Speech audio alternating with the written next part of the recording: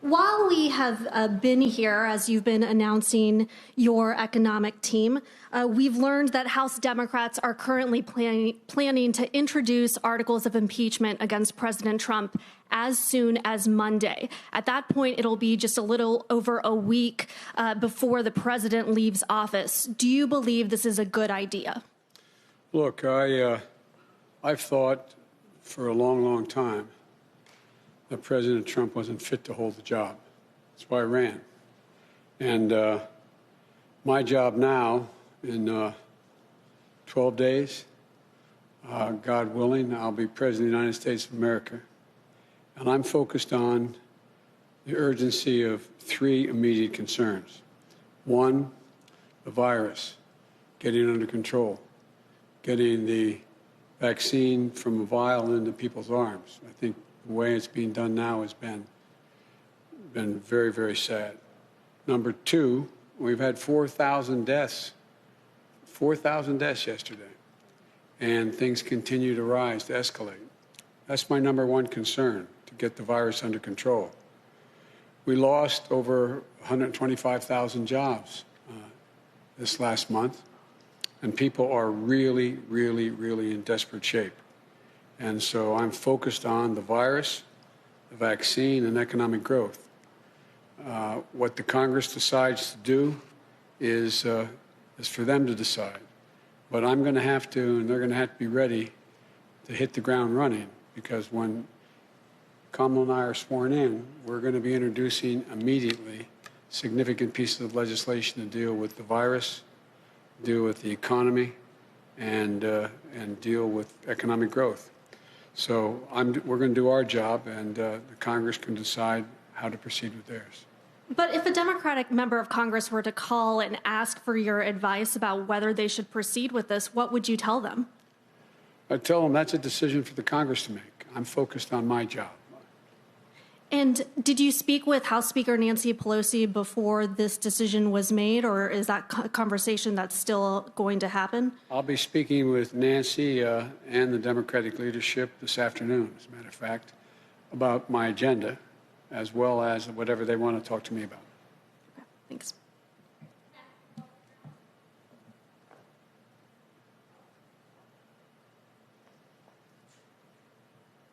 Thanks, Mr. President-elect. Thank you, Ken. I wanted to ask you about your agenda in light of the jobs report that came out today. You're going to be laying out the principles of your plan. Do you think the need in the COVID relief bill is greater than you anticipated? And what is the price tag that you're looking at? I've been told it could be in the $2 to $3 trillion range. And then as it relates to the direct cash payments, you've talked about the need for $2,000 checks. Do you want to see that in a Senate standalone bill as a way to speed up the process? Or do you think those direct cash payments should be part of the package that you're going to be proposing? Well, we're going to be proposing an entire package. And parts of that package are of equal consequence to people. Unemployment insurance, being able to continue with rent forbearance, a whole range of issues. So that's number one. We think that they all have to be dealt with. The price tag will be high.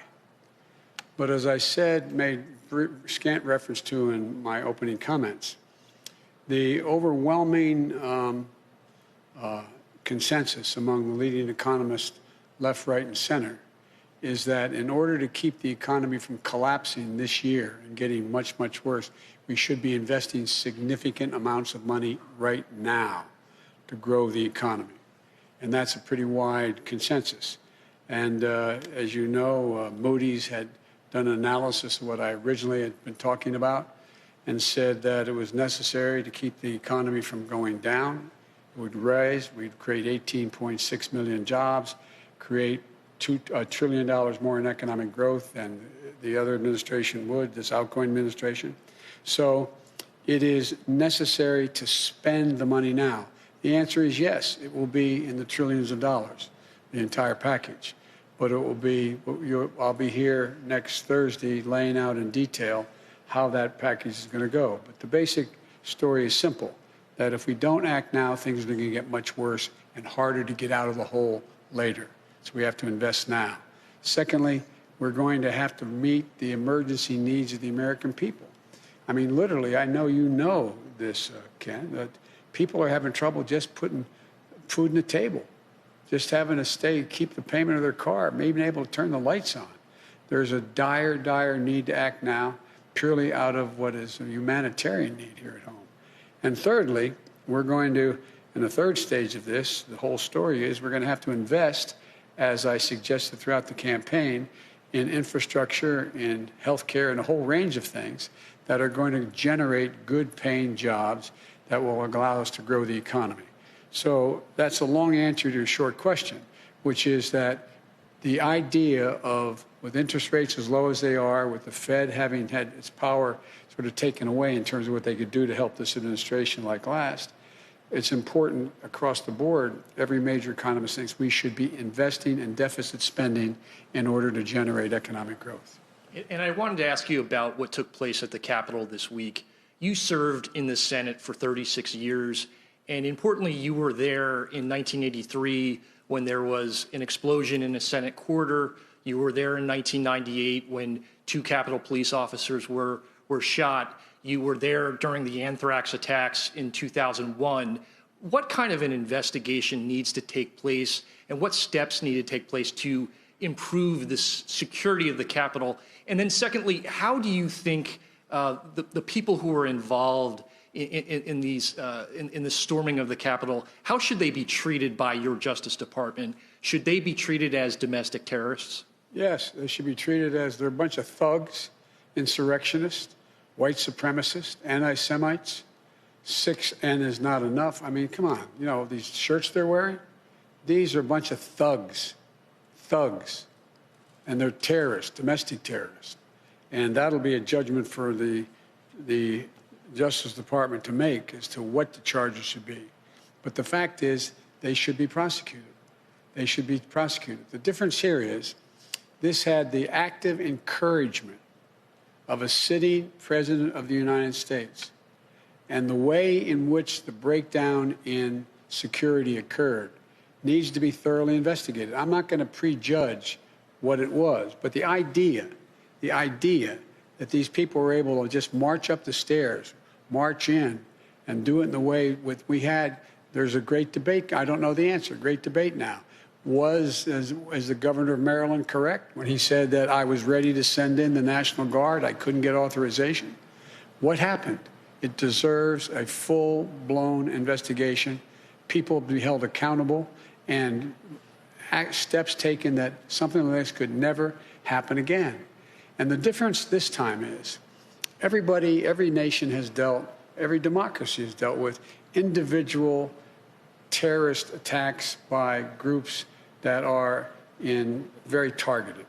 The largest target was 9/11 and the buildings. Well, right down to blowing up, a bomb going off in the Capitol when I was there, and 2 policemen. But the idea that thousands of people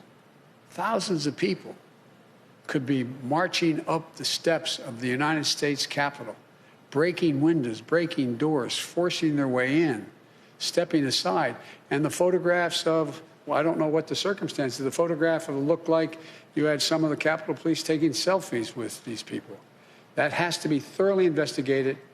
The authorities responsible have to be held accountable for the failures that occurred, and we have to make sure that this can never, ever happen again.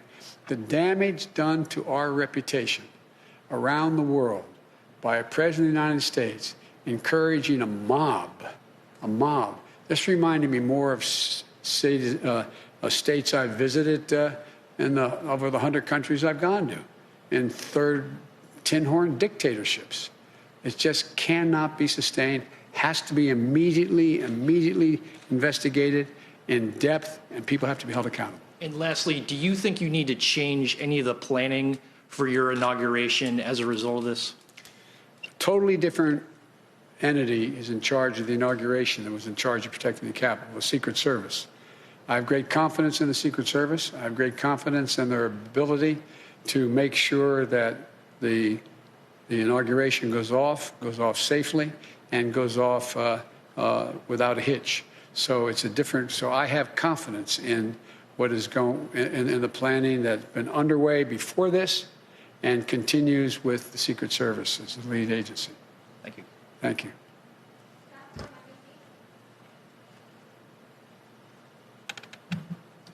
President-elect Biden, Vice President-elect Harris, good to see you both. I want to pick up on something that you just said about President Trump actively encouraging the insurrection at the Capitol. Given that, given the perceived threat that he poses, my question to you is not so much about the role that Congress should play in impeachment, but rather, should President Trump, in your estimation, remain in office? I didn't think, look, I've been saying for now well over a year, he is not fit to serve. He is not fit to serve. He's one of the most incompetent presidents in the history of the United States of America. And so the idea that I think he shouldn't be out of office yesterday is not the issue. The question is, what happens with 14 days left to go or 13 days left to go? And I think that what 81 million people stood up and said, it's time for him to go. And the United States Senate voted 93-6 to confirm that we should be sworn in. We were duly elected. So I think it's important we get on with the business, getting him out of office. The quickest way that that will happen is us being sworn in on the 20th. What action happens before or after that is a judgment for the Congress to make, but that's what I am looking forward to, him leaving office. I was told that on the way up here, way over here, that he indicated he wasn't going to show up at the inauguration. One of the few things he and I have ever agreed on. It's a good thing I'm not showing up. Earlier, you'd said that if you'd hope that he would show up only in the sense that it was valuable to send a signal to the world about the transfer of power. You've clearly changed your perspective on that. Because he has clearly demonstrated, he's exceeded even my worst notions about him. He's been an embarrassment to the country, embarrassed us around the world, not worthy to hold that office. If we were 6 months out, we should be moving everything to get him out of office, impeaching him again, trying to invoke the 25th Amendment, whatever it took to get him out of office. But I am focused now on us taking control as president and vice president on the 20th and to get our agenda moving as quickly as we can. Thank you. Another question about holding public officials to account, and this is about an issue that's no longer a headline but is no less significant and serious, and it's about the more than 600 children who were orphaned under the Trump administration as a result of the family separation policy along the border. During the campaign, you said that practice was criminal. Will you commit to making sure that the Trump administration officials responsible for that policy will be held to account? I'll commit that our Justice Department and our investigative arms will make judgments about who is responsible, how they're responsible, and whether or not the conduct is criminal across the board. But as I said yesterday, I am not going to tell the Justice Department who they should prosecute and who they should not. That's a judgment that will be made by the Attorney General of the United States of America, not influenced by me. But there will be a thorough investigation of who's responsible and whether or not the responsibility is criminal. And if that is concluded, the Attorney General will make that judgment. I will not intervene to tell him who he should or shouldn't indict or if he should indict. And lastly, beyond the COVID plan, which you've detailed, what are your legislative priorities? You've talked about infrastructure. You've talked about introducing an immigration bill. After January 20th, Democrats will control the House and the Senate. What do you do first? Three different issues there in that same question. One, the commitments I made that what I would introduce, not necessarily we would move to, but introduce in the United States Congress first, I will do. I will introduce an immigration bill immediately and have it sent to the appropriate committees to begin movement. I will, in fact, countermand executive orders that the president has, in fact, initiated that are contrary to what I think is either his authority and/or, even if it's his authority, contrary to the interests of the United States on environmental issues and a whole range of other things.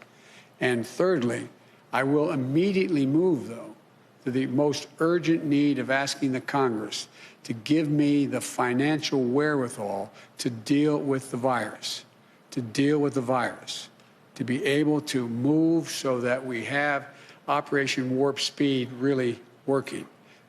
Warp Speed got the vaccine to places that were delivered, but did not get them from those vials into people's arms.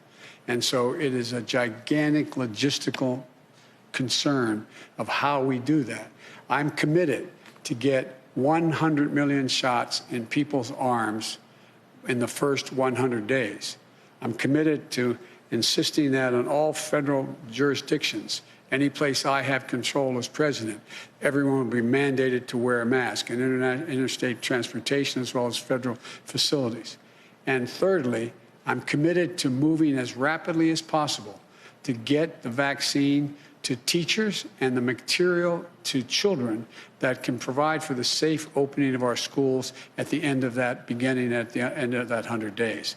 They're the most urgent things we have to do now, immediately upon getting office. There's going to be multiple things, as you well know, because you're a seasoned veteran of how this policy, how we work.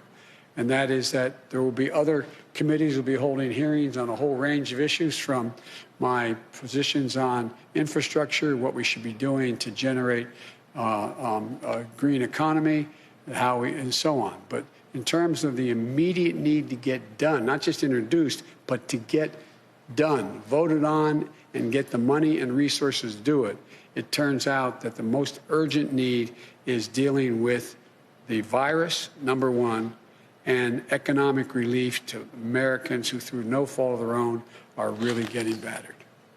Thank you both.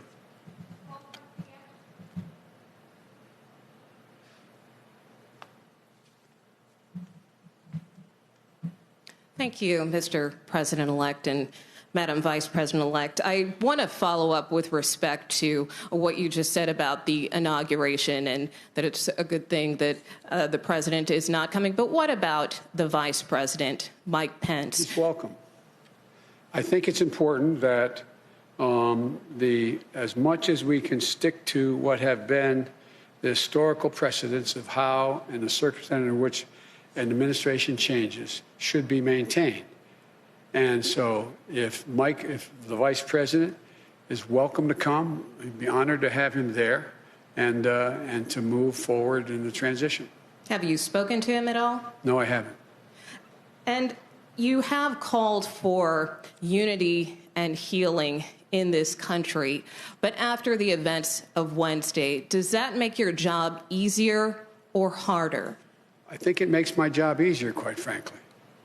I've had a number of my Republican colleagues, former colleagues, I used to serve in the Senate for a long time, call me.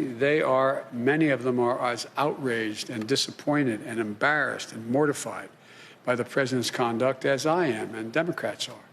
And I think I have said from the beginning, and I have not changed my view, my overarching objective is to unify this country. We must unify the country. And I think that you've heard me say this before, and I apologize for repeating myself, but understandably the questions are repetitive and good. I mean, I'm not being critical of the question. And that is that there's two ways people are inspired: by inspirational leaders and by terrible leaders. By terrible leaders.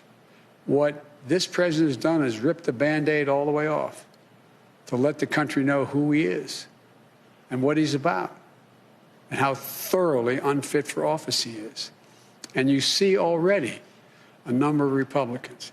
I was so proud. I know we're on opposite sides. I'll get criticized from some of the people in my party for saying this, but I've worked very hard with and against the former soon-to-be former majority leader, Mitch McConnell. I thought what he said on the floor of the United States Senate was, in fact, the right thing to do. He stood up. He's ashamed.